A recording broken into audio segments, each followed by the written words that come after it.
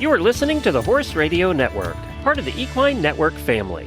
Good morning, listeners. I'm Julie Broadway, president at the American Horse Council. And I'm Megan Arsman, communications and marketing for the American Horse Council. And you are listening to the special monthly edition of the American Horse Council episode of Horses in the Morning on the Horse Radio Network for September 19th, 2023, episode 5.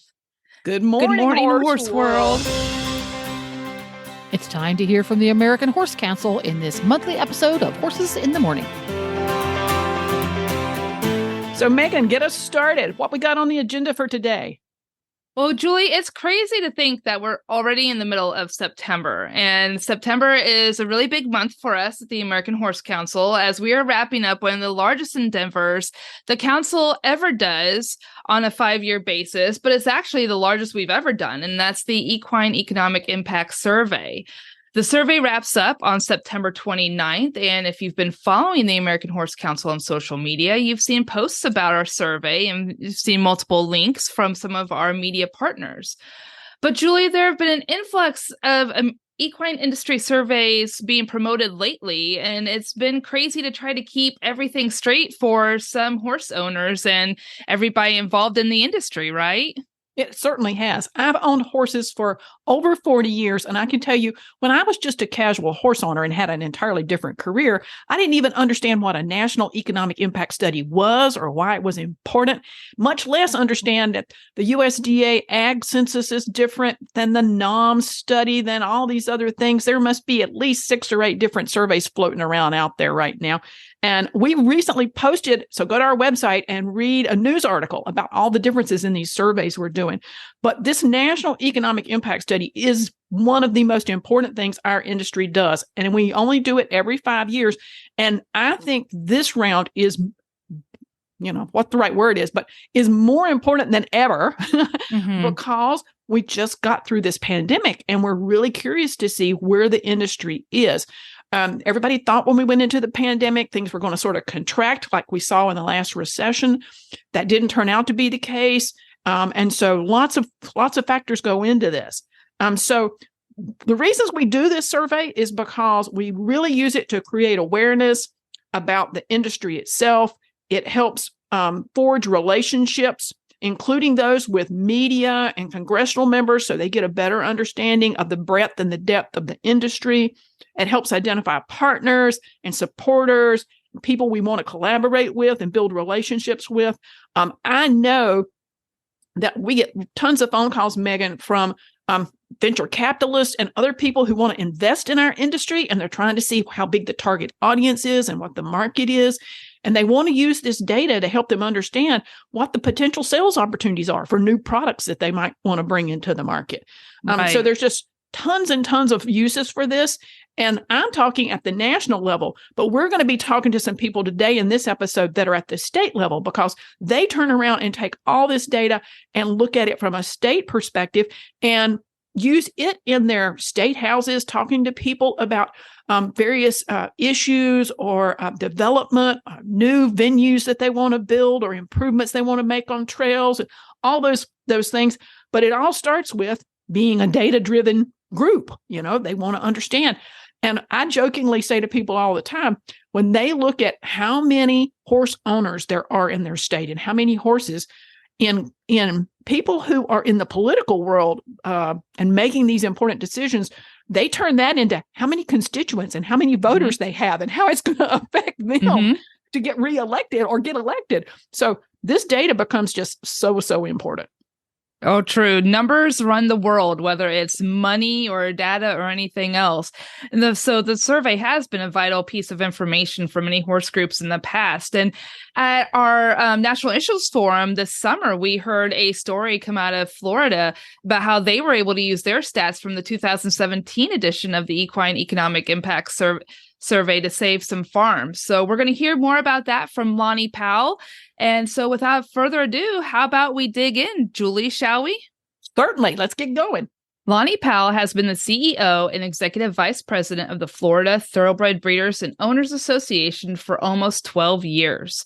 In his role, he is responsible for promoting, protecting, and enhancing the economic, political, public, and industry affairs of the breeders and Florida bred owners and farms. He celebrates a lifelong involvement in the horse industry and was awarded the 2022 American Horse Council Van Ness Award. Lonnie was recently appointed as a member of the Jockey Club of Saudi America Technical Committee and is a past vice chair of the American Quarter Horse Association's Racing Council. Lonnie, thank you so much for joining us today. It's great to be here with the American Horse Council. I know you have such a crazy busy schedule. And so thanks so much for making time for us. As we were getting ready to interview you, I pulled a few stats and I'm hoping you'll kind of help me out here. Okay. So in the last economic impact study, I had Florida had 387,000 horses, the third largest state in horse population in the country. And just for fun, I pulled up the square miles in the state of Florida and I did the math. And did you know Florida has 6 horses per square mile? It's amazing. And if you actually condensed it down and looked just at Marion County, it's about double that number of horses per square mile. So Florida is a horse state, horse state, horse state. Oh, that's so great. Now, a couple of things our listeners may not also know about Florida is, according to my research, Florida contributed $6.8 billion to the Florida economy annually. And you have 71 horse rescues, in Florida. And you have 3 universities that offer equine-related programs. And so that's a big deal. It's amazing, your statistics there. Tell us why you think doing a national economic impact study is so valuable and so important, Lonnie. How do you guys use it? Well, we use it in a number of ways. And I have to start out by saying whether you're going to use it for advocacy, which I think is the primary objective, or stakeholder education, or just public relations and awareness, it's not an option to have an economic impact study. It's an absolute required tool in the toolbox. And if you're going to be involved in an economic impact study involving horses, the credibility of the American Horse Council brand and the independent approach to how these studies are done makes it extremely valuable. So from my end, whether it's dealing with legislatures or whether it's dealing with media or even educating our own membership, one of the primary tools that's always a go-to for us is the American Horse Council Economic Impact Study. So, Lonnie, help me translate that to John Q. horse owner, because you said big words, advocacy. Everybody goes, oh, that's your job. I don't have anything to do with that. And they talk about economic impact, and I don't know, I don't do anything in the business development world. But if I'm John Q. horse owner, why do I care about this study? If you are involved in horses in any way, either directly as an owner or a farm owner, or tangentially as somebody that works in a service industry that services equines, or a merchandise industry, or even if you just love the farmland in your community, you need to care about telling your story. And that's from the single horse owner person with a horse in the backyard to 1,000-horse farm. Our story on what horses do, both economically and sociologically, for the good of the community and for the people, is a way of investing and promoting and keeping horses a viable industry and sport and pastime for the future years ahead. We can never stop telling the story. And to me, the economic impact study is ground zero from every place else we go, at least here in Florida, as the Florida Thoroughbred breeders. That's how we approach everything we do. I can give you examples if you'd like. Oh, I'd love some. Please do. Okay.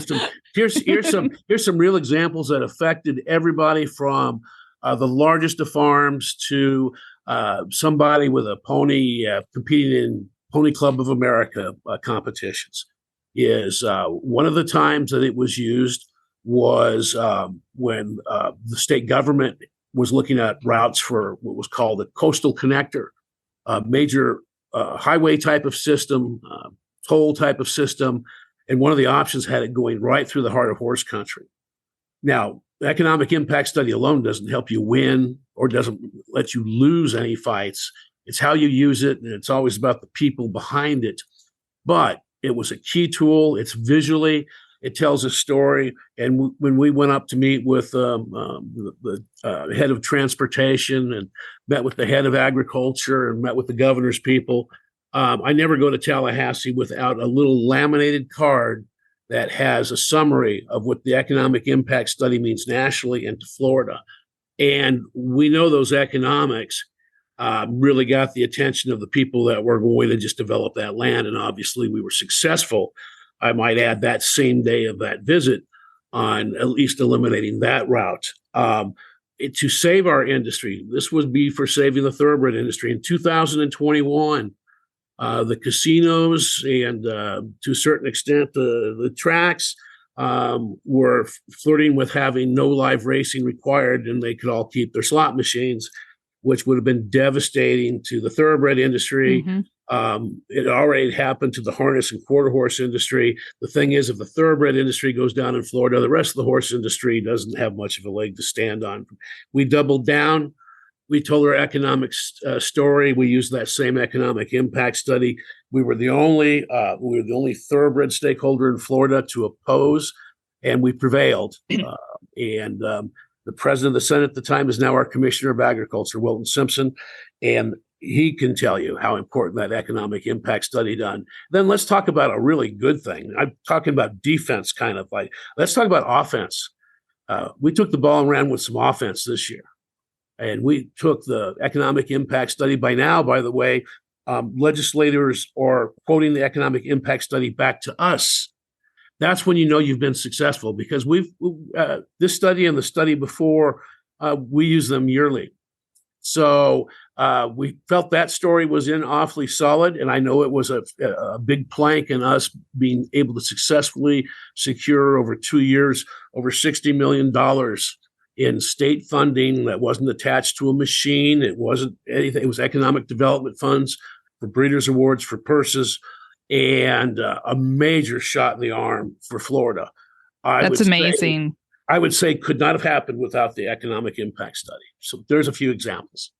And you guys are just so good at, you guys are really good at putting together infographics and everything, kind of showing that stuff. You are, I see it on LinkedIn. I see it on the socials and everything.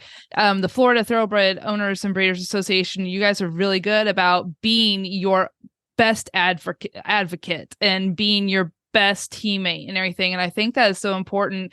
And it's refreshing, and it's really important for others to see and other states to kind of follow, because it is important. It does start with you, and it does start, from the ground level of your local governments and up to your state governments and then the national governments. So I appreciate everything that you guys have done, and it's amazing that you guys use the survey so well and so thoroughly.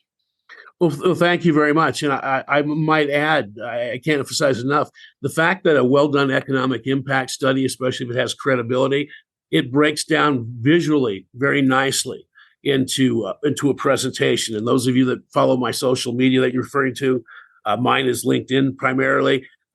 It's a wonderful presentation. You can understand it quickly. For legislative staff, it means a lot. And, our media, we have a media company, Florida Equine Communications. It is fueled off the economic impact study. So, if we didn't have the tool from the American Horse Council, we couldn't be doing the job. So it's a symbiotic relationship.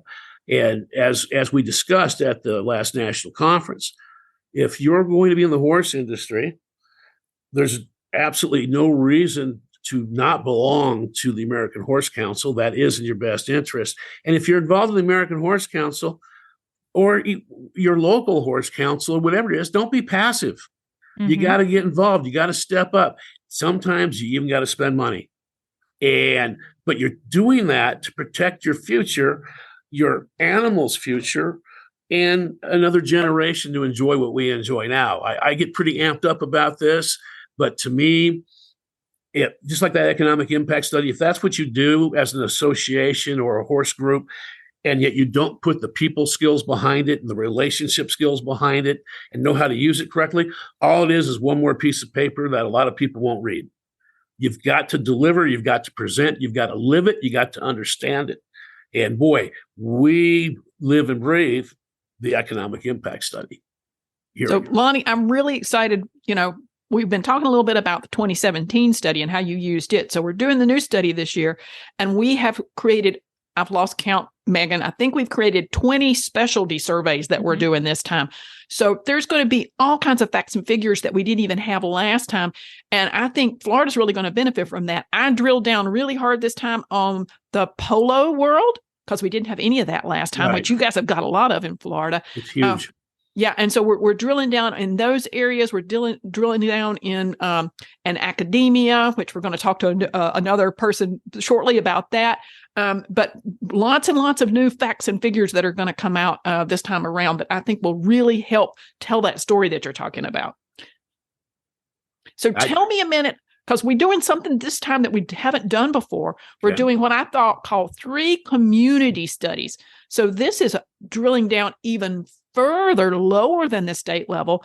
And Florida chose, you're going to do a community study on Marion County. Why Marion County? What's so important about Marion County? Well, very, very good question. And by the way, I don't know if it necessarily works for all jurisdictions, but for those jurisdictions like Florida that has geographically has horses concentrated in certain areas, those areas where horses are concentrated become an economic engine themselves within an economic engine. So in the case of Florida, Marion County has the single most equines of all breeds in one county in America. That's a lot of concentration of horses. 2 out of 4 of those horses are a thoroughbred, very important to my specific breed, but we're still all about horses all the time, no matter what the breed when it comes to a lot of this stuff. So from our end, it was how can we tell our story as a statewide association, but also tell it locally in a part of the state where the farms are concentrated, the horse population is concentrated, and then these horses feed out to other places like Wellington, Miami, Tampa, the Panhandle, what have you.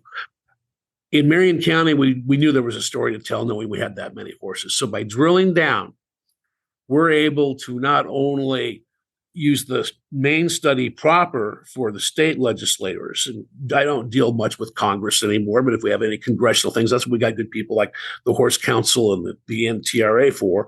But for dealing with the local population here, the legislative delegation based in Marion County, it tells a major story about what horses mean to this local area.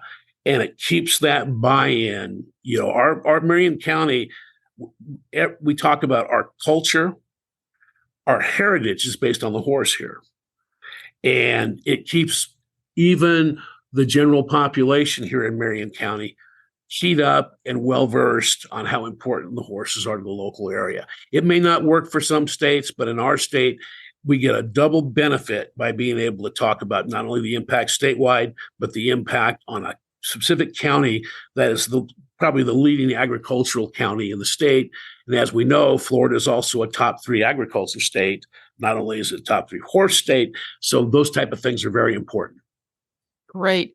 Hey, you hit on something earlier, and I'm just going to kind of loop back to it, sure. Which is right now there's been so much concern about green space and climate change and environmental sustainability that you're really singing the song about how much green space our industry creates, especially around Marion County. I can see that would be appealing to people who want to move there and live in that area because of all the green space, even if they're not horsey people.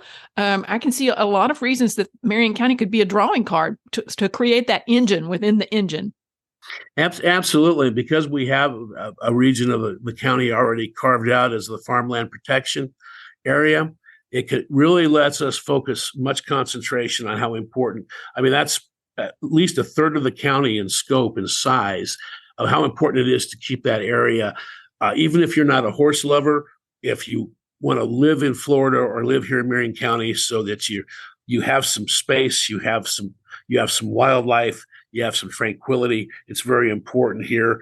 Plus, a lot of environmental passionate people in the area and so forth. So it works well together from a quality of life standpoint. And then also, as at your conference this past year, Julie, we kind of just scratched the surface, and I've been talking to more people. It's harder to quantify, and we're getting off topic a little bit, but let's not forget there is a huge social impact about the horses in terms of what they do to the quality of life, how they do to people going through therapies and rehabilitations and all those things. I know we're capturing those now in some of these other facilities, but just the general impact on the community, there's much more than economics to what good horses or what good agriculture does. There's just so many things. Of course, I'm a little biased having been in it all my life, but I try to think I'm still pretty, trying to be pretty factual on things.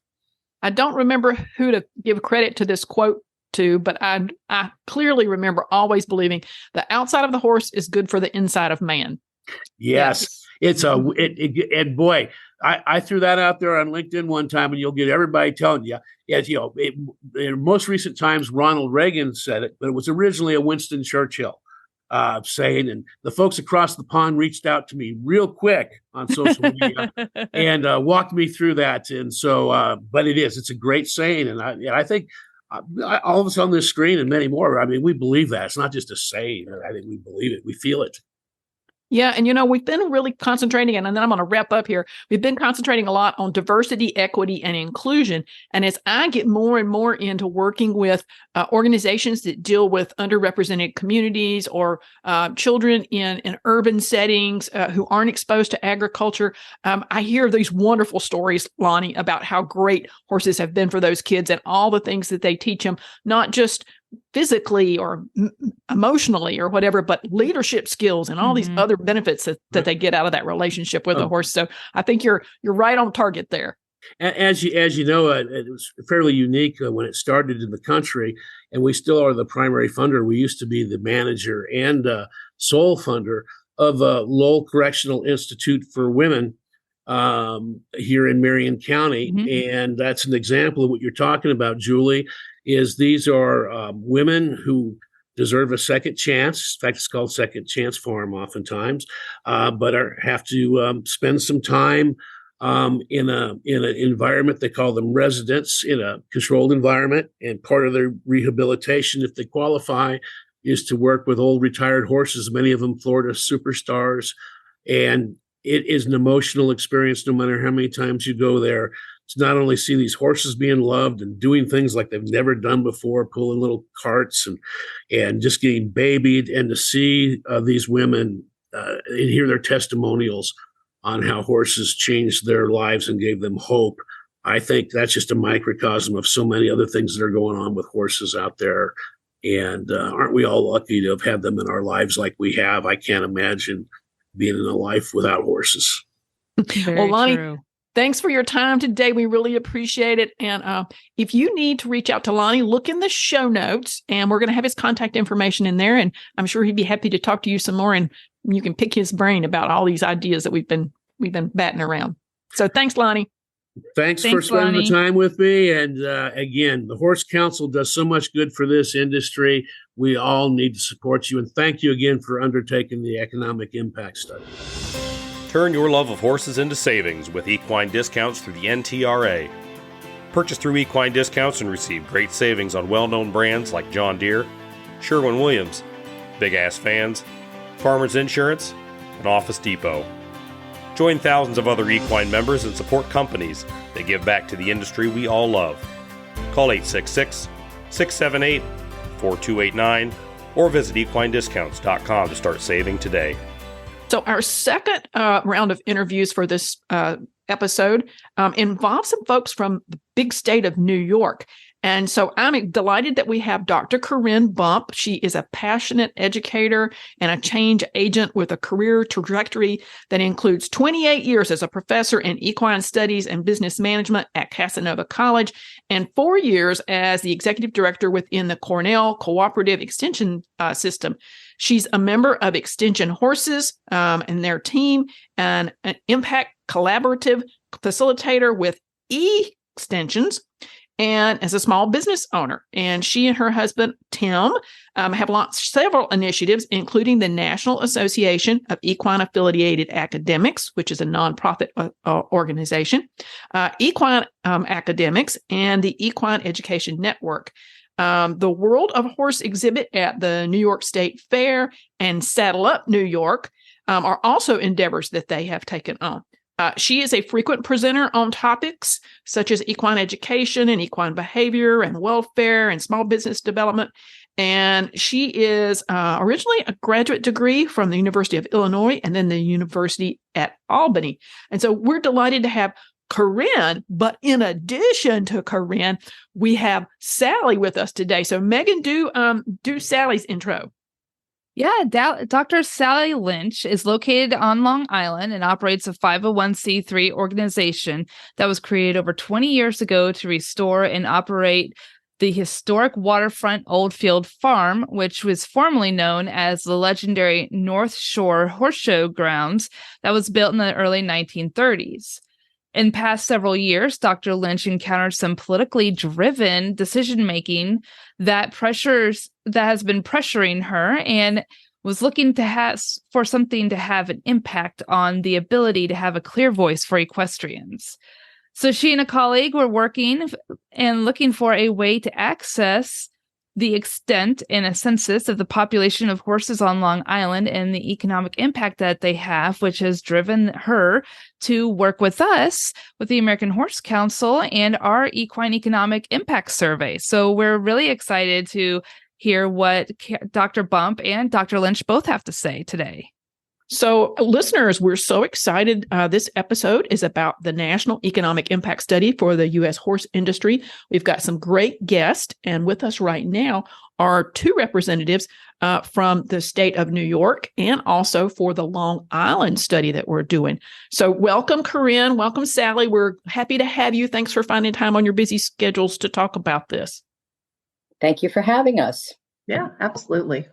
So, Sally, I'm going to start with you because the Long Island study is new. This is what I call a community study. So we're narrowing down the exact island and trying to really understand the economic impact and the population of horses and everything that is surrounding the industry on the island itself.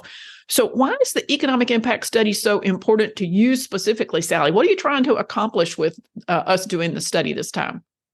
Well, I grew up as a rider on Long Island, and Long Island has a long legacy in equestrian history. But we're also an island, a finite island that's just outside of New York City. So our pressures from being around a big, highly populated city are felt quite profoundly here. And growing up on Long Island, I saw many places disappear to development, and the price of land is high. But at the same time, the price is supported by the open space and bucolic nature of many places that are still present on this island. And so we really strive to protect those, keep our horse places healthy, make our officials understand what this industry contributes to the island, whether it be on an economic basis or an open space basis or on a personal basis in however you might participate in this venue. It also occurs to me, Sally, that, when people go to competitions or horse shows or various horse events, there's lots of hospitality dollars associated with that. Are you anticipating when we see the results of this that we're going to see that evident when we look at the numbers for Long Island, that people flock to the island to do some of those kinds of activities? I hope so. We just concluded the Hampton Classic, which is a huge draw for the general public, and they enjoy it in so many different ways. In terms of other venues, we've got racing, we've got world-class polo, that also attracts a strong spectator population. In 1997, there was a Long Island Business News article that stated the equestrian industry is a sleeper industry on Long Island and has a pronounced economic contribution to our general economy. Well, I'm really going to be curious. So later on in the podcast, we're going to be interviewing some folks from Florida and from Texas, big horse states. But they also have those little micro areas like you do. Like for Florida, we're going to do Marion County because that's really a large horse destination for them in Florida. So I'm really going to be interested to see what comes from Long Island this time around. Is there anything specific, any particular data point that you really want to pin down? Not just horse population, jobs. Is there some other things that you want to find out from this study? Of course, all the direct and indirect economic impact benefits will be very helpful to know. So many of the officials aren't around large animals and aren't around horses because our island is congested. And yet they're also quite surprised to learn how many different establishments there are, how many different services there are. And so having this economic data will really help us. Wow. I'm excited. So, Corinne, I'm going to segue to you because I pulled the numbers from the last economic impact study in New York. And what we learned then was that there was 154,000 horses in New York. I calculated it to be roughly 3 horses per square mile, which is an amazing number to me. Yeah. 42,000 jobs, contributed $5.3 billion to the New York economy annually. 47 rescues, 5 universities with equine programs, some fascinating statistics there. So what are you anticipating seeing this time for the state of New York? Yeah, good question. Inquiring minds want to know, right? That's right.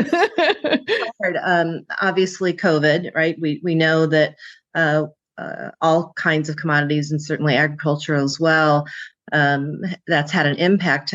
On the flip side, what we heard, through the scuttlebutt and grapevine kind of thing was that some more people got involved with horses in New York in the horse industry during COVID, and really, so that could potentially be a growth area. So my interest is, longitudinally, and through the Saddle Up New York group, we've combined historically the past studies. So I'm really looking forward to taking a look at the changes that have occurred over that time period, and those will be, really important talking points as well. Yeah, I'm looking for that trend line this time myself, yeah. Corinne. I want to see what that's going to look like. We did hear anecdotally throughout the pandemic that a lot of people really got out and started doing a lot more riding. We saw adoptions go up. I mean, horse prices are really strong right now, so there's a lot of demand. Yeah, that's definitely the case. So, the horse industry, we talk about this, that while we often think about the horse industry, different than cattle industry or some other livestock industries because of the different ways we use horses, that discretionary dollar and how horse people have chosen to continue to spend and invest and have horses in their life, even with the economic downturns, really says a lot about the passion of horses in the horse industry. And so these data points also help us tell that story. So I have a really interesting statistic for both of you. I did this just for fun. The Bureau of Economic Analysis, the BEA, runs a lot of economic impact studies, and they recently completed one for outdoor recreation, which includes hiking, biking, boating, camping, all those folks. Our last study said the U.S. equine industry generated $122 billion in annual contribution, and I discovered that is more than boating, fishing, and RVing combined. Yeah. Yeah. That's so important. We know the value of these numbers to our stakeholders, elected officials, whether it's local, state, or nationally. These numbers are critical for telling the story. As Sally alluded, the horse industry can be kind of a hidden industry. People don't realize all the things that are involved with it. But when I sit and talk with stakeholders and say just in New York, it's 5.3 billion with a B. They're like, wait a second here. Can you say that again? That's just in New York. And I appreciate the numbers that you listed off. I often think about it too as, well, what if the person still says, oh, I don't really, horses don't interest me. Then you go to the job factor, right? You go to the number of jobs for the employment. But the other piece that I continue to draw to as well is the acres of land we preserve. So in New York, I've had any number of folks go, wait a second, New York has preserved 1.3 million acres of land through the horse industry. So even if you're not necessarily that interested in horses, most people are interested in green space, right? So the dollars, the jobs, but also the green space. All of these things that we capture through this data are so important to telling the story of why horses and the horse industry matters. You are spot on. Thank you. You're singing my song. Hey, so this is my shout out. The study is being conducted through the end of September. So we're in the final push to get responses to the survey. Total nationwide, we've had about 15,000 responses. We're really shooting for about 20,000. So we got 5,000 to go. But I look at New York, and you guys aren't far from your target. You've got about 1,000 responses. And we're looking for hopefully 1,200 responses for you guys. What are some ways that you have tried to persuade people to fill out the survey? Well, I'll tackle that from a state, and then let Sally kick in on the Long Island area. From the state perspective, we've done a heavy social media campaign. There's no doubt about that, through our Saddle Up New York industry partners, and through people that contributed to the funds to be able to have the study. So we really use social media a lot. We have done press releases. We've gone to events. Those kind of talking points. And probably the biggest talking point that I've used to get people to really think about it is that if we as an industry, if you as an individual in the industry are not willing to take 15 minutes to take the survey, then why should we expect elected officials to look at us and spend the time to care about us? That you have to participate. And so really trying to hone that message in has been pretty important. Well, I can add to that, because being based in Washington, D.C. and going in congressional offices up here, one of the first things we do when we walk into, for example, Tonko's office, is we talk about those statistics, those indicators about how robust the industry is in a particular state, and get their attention. Those number of owners are our constituents, they're voters. So that really gets that really gets them thinking about who their audience is. So I'm totally with you. Sally, what are some of the things you guys have done in Long Island? Because this one's new for you. So you've probably had a little more of a hurdle to jump over to convince people to do it. And certainly we've learned through this process new things we try for the next survey. But Karen had this wonderful idea of doing a palm card. And we had a little two-sided card that people could take with them with QR codes for the various surveys.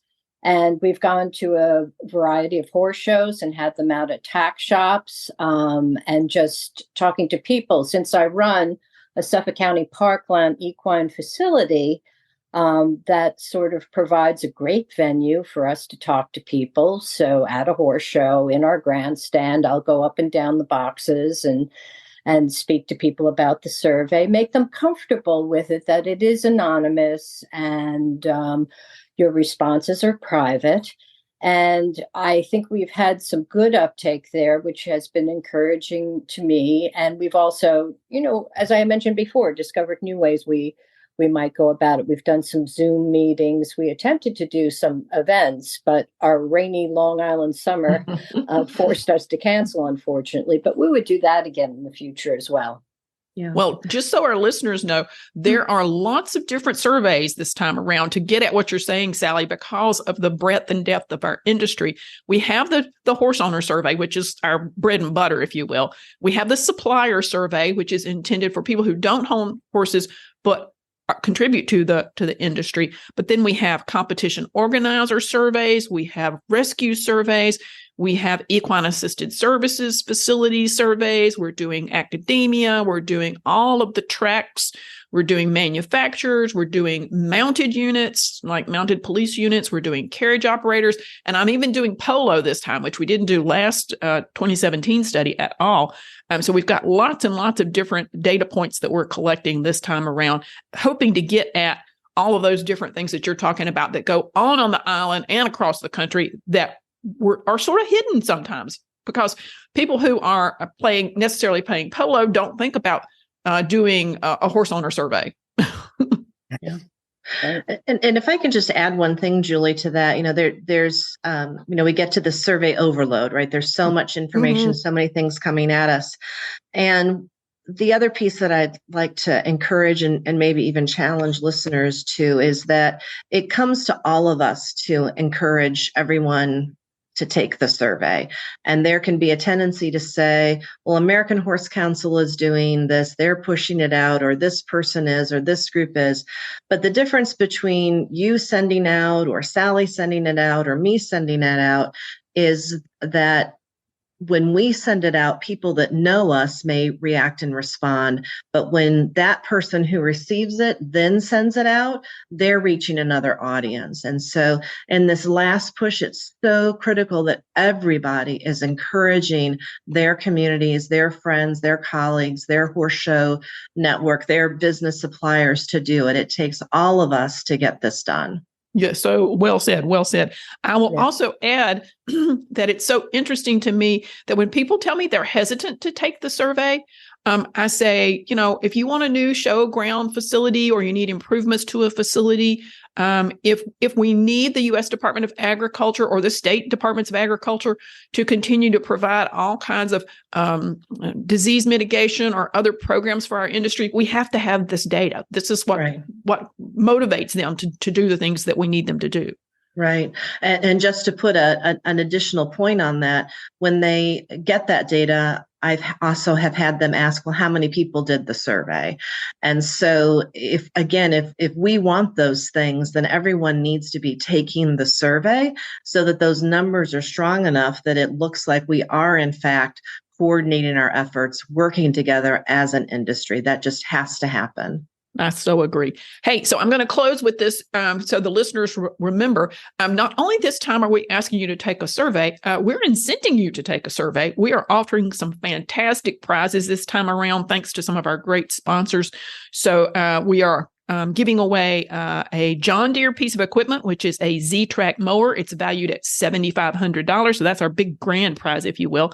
We have 1 year of Nutrena feed for a horse. So we're very happy that Cargill and Nutrena donated that. Purina likewise offered 1 year of feed for one horse. So thank you to them. We have Cargill also offered up for someone a countertop fridge, which holds 40 cans or bottles, which is valued at $350. So a nice little thing to go in your tack room if you win that. And then Texas A&M's AgriLife Equine Reproductive Management program offered us 2 online courses to give away. So those are great things there. And then we have a whole host of gift certificates from Trafalgar Square Books.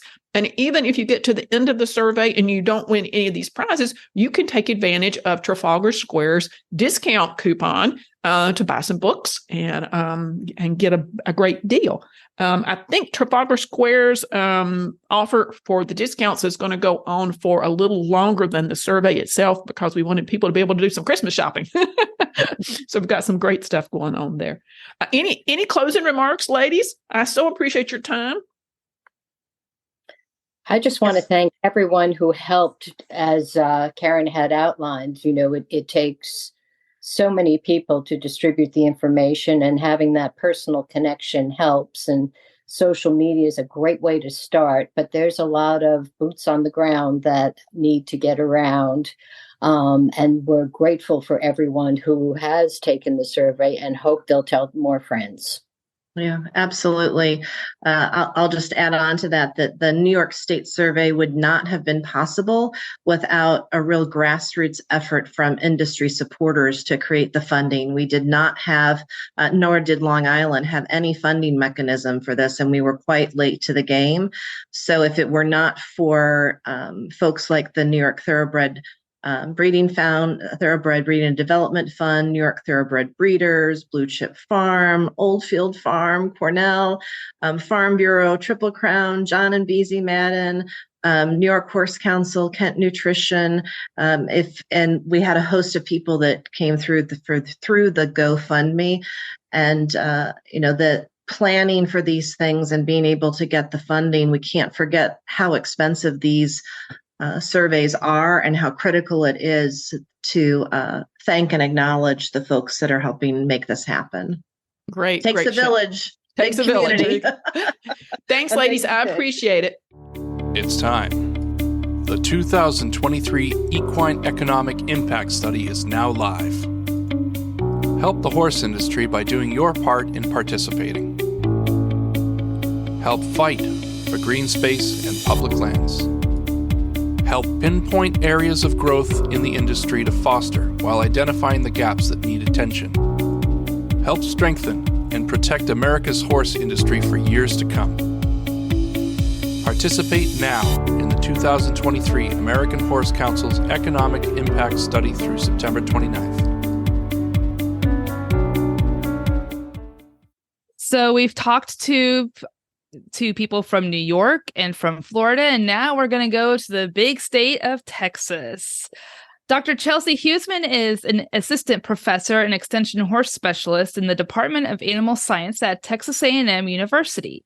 Dr. Huseman serves the state of Texas by disseminating equine education developed through research. She provides leadership for field and campus faculty, departmental and extension personnel in the development, implementation, and evaluation of extension education programs relevant to the horse. Her programs attract state, national, and international audiences. She leads a variety of impactful equine programs for youth and adults, such as the Texas A&M Equine Reproductive Management Short Course, the Texas A&M Summer Horsemanship School Program, and the Texas 4-H Homes for Horses. Dr. Huseman became involved with the American Horse Council when she realized Texas did not have current economic impact data for its horse industry. Kind of crazy if you think about it. She rallied Texas industry partners to secure Texas data from the ongoing economic impact survey study, which will secure informational power to support an equine industry that is a significant contributor to Texas' economy.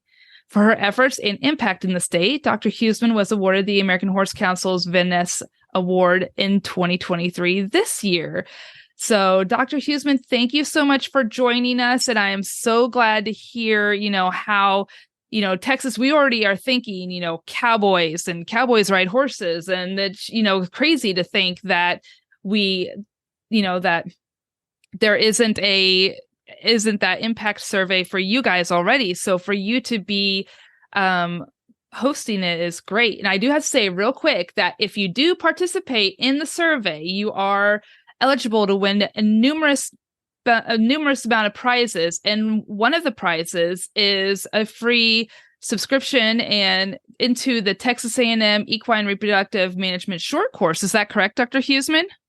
That's right. We'll give away, I think, 2 free registrations with some lucky winners from completing those surveys. Yeah, and that's awesome. That's free education right there, and just for taking about 10, 15 minutes to fill it out. So thank you so much for offering that to us and everything. And but Dr. Huseman, thank you so much for joining us today. Absolutely. I'm really glad to be a part of this discussion and talk a little bit about how this is going to impact Texas. Well, so Chelsea, I'm going to jump in and say, of course, I did my little research. Looking back at the last study, I'm like, okay. Texas is one of our top 3 states in horse population. 767,000 horses are in Texas, and 52,000 jobs in the equine industry in Texas. 11 billion with a B is annually contributed to Texas's economy. So Texas is a powerhouse in the equine industry. So tell me what I know you want to see this data, but what tools or what techniques have you used to try to convince people in Texas that this is important and they need to do this survey? Well, I've definitely utilized a lot of connections in the state, whether that be through academia, so the university setting. We have quite a few equine science programs here in the state of Texas. So those connections have definitely helped me expand the reach. Texas is huge. So, to get all the way from the panhandle down to back down is at least 12 plus hours. So there's a lot of people to reach, and I have to utilize those connections. Our industry groups as well, our associations and industry professionals have been really valuable in helping get the word out. And then obviously using some of our more low-hanging fruit, like our social media and our media presence through Texas A&M to get people excited and really get people in the know. It's amazing how many people you encounter that don't even realize that this is out there and that their participation is vital to its success. Yeah. What are you personally hoping? What's the one nugget of information you're hoping you're going to get out of the study for Texas? Oh, gosh. Well, this data was last done for us in 2007. So updated statistics is really going to be valuable for, groups like our lawmakers and our stakeholders. Certainly our students and industry professionals, and then our horse owners alike. And so having that information is going to help all of these groups. It's informational power, like Megan had said. And I love how Lonnie put it, that it's us telling our story, right? As 2 million horse owners in the U.S., we know what it's like to be a part of horses. We know the impact that they can make.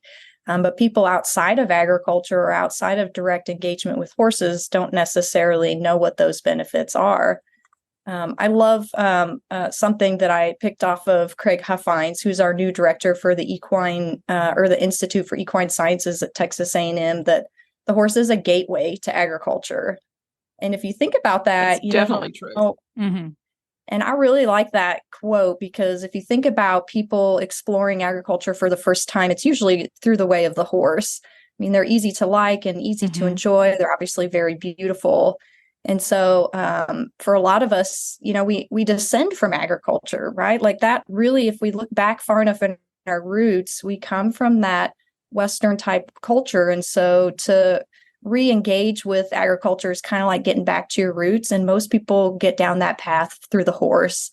A great example I think of, and this is probably maybe the story for a lot of people who are involved with horses now, is, you want to get you go to a rodeo or something, you say, that looks fun, let's get involved with horses. And you might start taking lessons at a barn. And then you realize, I want to own a horse. So then you're buying a few acres and you buy that horse. And then you realize, the therapeutic and life quality aspects that come with being outside and working with animals. And pretty soon you're maybe adding a few cows, you might buy a goat, and then suddenly you're completely immersed and it snowballs.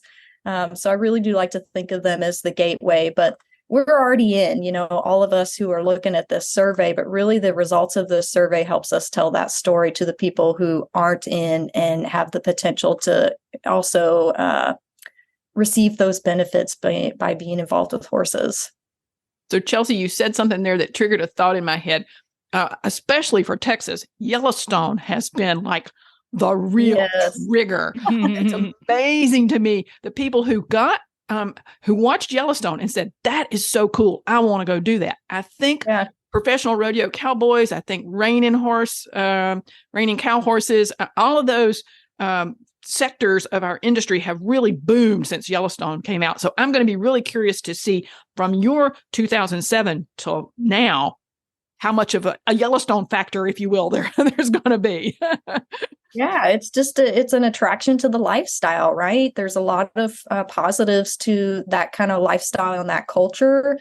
And like I said, I think it takes us back to our roots in a lot of ways. And so there's definitely been that factor for sure. So I'm going to ask your Texas residents and horse owners to be especially diligent about doing the survey, because we are also doing a community study in Texas. It's for Jacksboro, Texas.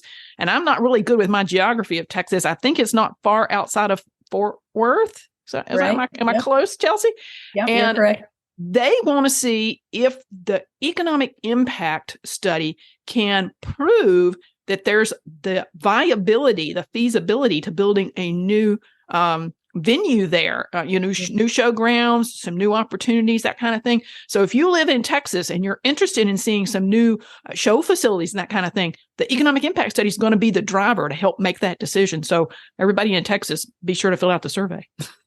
Yeah. And, they're right up there in the heart of horse country. And we host so many of those large horse events in Texas that we really do have a lot of opportunities for continued venue development to facilitate a lot of those opportunities, showing and participating and competing with horses. So I have one more question, and then I'm going to let Megan jump in. Sorry, Megan, didn't mean to monopolize Chelsea here. But as an educator, what are you going to do with the data with your students? How are you going to use the data in the classroom? I'm just curious. Oh, gosh. Well, there's so many opportunities in the academic setting that this data is going to be very valuable. In the academic setting, we look at research, extension, and teaching kind of as the pillars of what we do. And from a research standpoint, I know that this data is going to be really supplemental to all the additional research that comes out of higher education. A specific example on my end, I did some research in collaboration with Louisiana State University back during COVID, kind of in the midst of all that, looking at how the quarantine restrictions kept people from showing and the economic impact of that on the industry. And at that time, man, I really needed some updated industry numbers from a study like this. And that really kind of opened my eyes at that time why we didn't have that in Texas. And that was a problem. And so really, it's going to help the research setting with having that extra data. This data is also going to be really valuable for departments within colleges to kind of drive and direct their curriculum.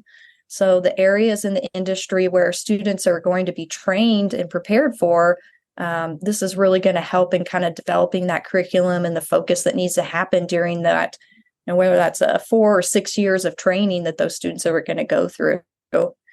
And then finally, I think it's going to be really valuable to student career preparation because they're going to be able to look at those statistics and see, where is some of the strong areas if I specifically want to be in this state, Texas, or if I want to go nationally, where are some places that I want to start preparing to work and could be of value there. And always, again, telling our story that this is a strong industry. It's a strong community contributor to agriculture, and it's a career path worth pursuing. Yeah, True. Definitely. I do a lot of public speaking in capstone classes at universities and the National Collegiate Horsemen's Association and those kinds of groups. And those students are always asking me, Chelsea, about career paths and what options are and what they're going to do. And we're having a veterinary shortage right now. So listeners, dial back in next month because we're going to hear all about that from AAEP and U.S. Department of Agriculture about veterinary loan assistance and various things along those lines. But I do think you're right. I think this will help paint a picture for those students who are thinking about, okay, where is the sweet spot for me? Where do I go from here? And not only where in the country geographically can I go for a career, but what career options are there for me if I'm passionate about horses? Do I go into being a veterinarian? If I don't want to be a veterinarian, then what are my choices? How do I leverage this passion I have and this degree I have? Absolutely. Okay. Yeah, it's amazing. So, but thank you again, Chelsea, for spending your time with us. And again, thank you for the donation of the sign-on for the Texas A&M Equine Reproductive Management short course. And that is one of the many prizes, including a new John Deere lawnmower and a year of grain from Nutrena and Purina. So thank you guys so much for that donation. And thank you for your time, Chelsea. We appreciate it. Of course. Great to be with you all today. We'll Thanks. have more information about the Texas A&M Equine Reproductive Management short course in our show notes. And if you need to contact Dr. Huseman for anything, we'll have her information there in the show notes as well. Thanks so much, Chelsea. Thank you for joining us today. We hope this helped explain the mission of the American Horse Council's Equine Economic Impact Survey, as well as spurred some of you to fill out this anonymous online survey. You will find the survey for horse owners on the American Horse Council's website at horsecouncil.org/economic-impact-survey. The survey ends September 29th, so you need to hurry up and get online and make sure that you are qualified for one of those awesome prizes. Great. Thanks, Megan. And I just want to add to what you said that everybody always asks me, so when will the results be made public? So we're looking to probably announce the results of the study in mid-November. That's our target. So look for a big announcement about that. We invite you to join the American Horse Council and get subscribed to our monthly newsletter, which shares the latest in legislative and regulatory happenings, both at the federal and the state level, as well as more information that horse owners like you just really need to know about overall horse welfare and a number of other topics. Mm-hmm. We encourage you to follow the American Horse Council on social media and look into becoming a member to help support your beloved industry locally and nationally. You can subscribe to Horses in the Morning on any podcast player and find all the shows on the Horse Radio Network at horseradionetwork.com. And as we like to say, we are #here for horses at the American Horse Council.